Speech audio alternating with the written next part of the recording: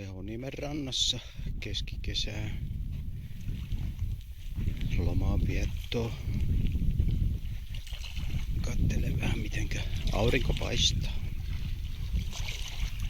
Laineet liplattaa. Tämmöstä on nautintoa, mitä ihminen tarvitsee.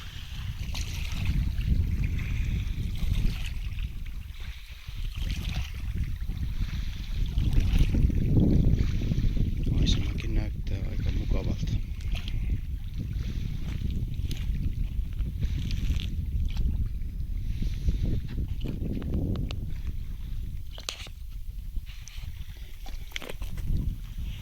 Vedenlämpö on kyllä viileä vielä tähän aikaan vuodesta, vaikka juhannus on jo vietetty. Toivottavasti vielä lämpenee.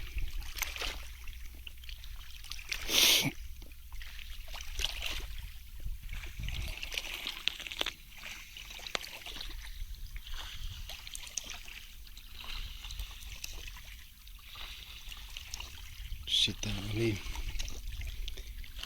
ennen vanhaan maisema niin komeita, mutta on se vielä tänä päivänä.